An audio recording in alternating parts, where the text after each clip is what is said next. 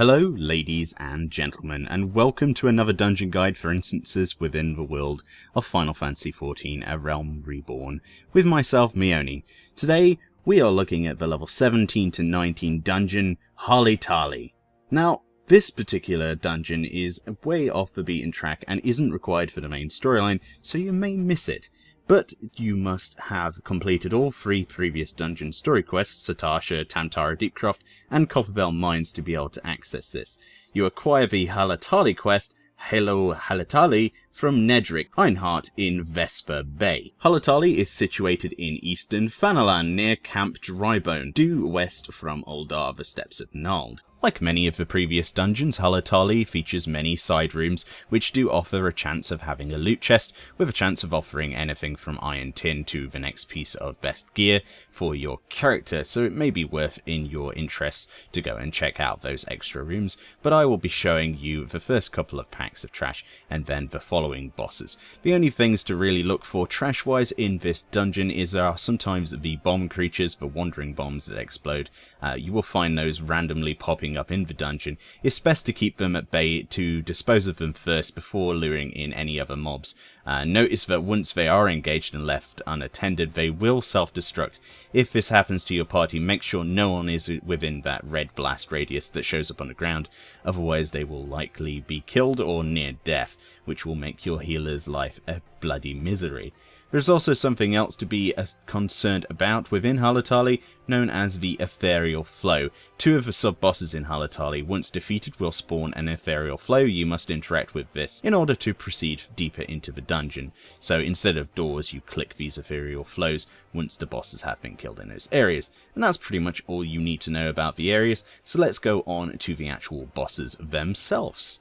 So, as regards to bosses within this particular dungeon, Halatali offers 4 boss encounters, one of which is optional and won't be covered in this particular dungeon guide called Piest. We will, however, be covering the 3 main bosses in the dungeon which we will need to actually do to progress and complete the dungeon. I will do a future video where I look at that particular optional boss, but for now, let's look at the first boss, Firemain. Now, not surprisingly by his name, you will guess that he will be dealing fire-based damages, and indeed he does so. When he reaches about 75% of his health, it's tank and spank up until there, a series of Demantis, these large fire adds, will start appearing from the sides of a room and approaching the fire pit in the middle of the map. If they reach the fire pit, they explode and do AoE damage. However, there are a lot of them, and it is extremely difficult to single target them down in time before they get there anyway. So you're much better off nuking the boss, and the way the dungeon is currently scaled at the time of recording this video, they don't deal significant damage anyway, so your healers should be able to heal through it with either Medica or just a cure on the occasional person who needs topping up. However, just nuke the boss and focus him down and you'll have no real problem. You can obviously use your limit break here. You probably want to use the Thaumaturge limit break, as that obviously has multiple adds and multiple target damage, which may be of some use to you as well. Once defeated, interact with the ethereal flow he leaves behind to progress with the rest of the dungeon. The next few rooms are full of trash, but we're going to skip straight to the next boss, as is the dungeon guide fashion here on AceGamesTV. And the next boss is much further on in the dungeon, past all of the trash. Again, you won't have any problems with the trash, trust me, it's fairly basic and what you've already seen. The next boss is Thunderclap Girth. Thunderclap is an interesting fight. It's the first time a boss becomes invulnerable during a fight, and this is the first of many occasions where we'll see phases like this in the future. As his name states, he is a lightning-based monster, and this arena you fight him in is filled with water. I'll let you put 2 and 2 together. We lure him into one of the ramps and engage him here, because once the room becomes invulnerable, his form changes and a lightning surrounds him, and you do not want to be in the water when this happens. You will die. So it's best to just tank him on this particular ramp here. When he runs away, just stand on the ramp. This is a way of pretty much cheesing the fight fairly easily. This actually reminds me of a fight in the Mechanar from the Burning Crusade in World of Warcraft, if you wish to compare it to that game. It's a lot like that.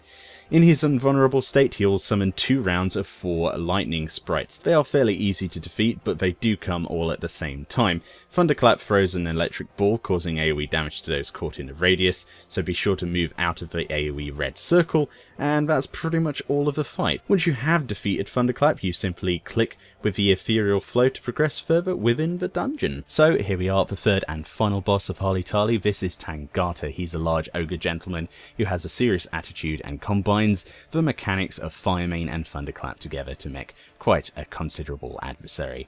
At about 75% health, Tangata summons Noxious, which are large adds that start spawning and make their way towards the boss. If they reach him, they will explode, doing AoE damage. So here you want to be focusing down the adds and then go back on the boss. Tangata also becomes invulnerable at random during the fight. When he does, there will be lava that appears around his body that applies a dot. A huge dot, in fact, that either has to be assumed off or healed through until the timer drops off the actual dot. So stay away from this pool at all costs. Indeed, you shouldn't be anywhere near the pool, as you cannot attack the boss until fire sprites, which are adds, appear out of the ground. Once these sprites are defeated, then you can go back on the boss because it will break his invulnerability. So obviously the idea is to cycle these two phases until the boss dies. It is random how many invulnerability stages you will get during an encounter. Your RNG is pretty much, you could be either very lucky or very unlucky. That's pretty much it for this combined mechanic fight, and introduces you to this idea that you will be combining mechanics from various other bosses that you fight during an instance, and will be carried on to later bosses in Final Fantasy XIV A Realm Reborn. Hopefully this video guide looking at Halatali, this dungeon, has been of some use to people watching it, and be sure to subscribe to AceGamesTV for more daily, where I look at everything to do with this game and many more aspects in the future. So until next time, thank you for watching, and I'll see you later.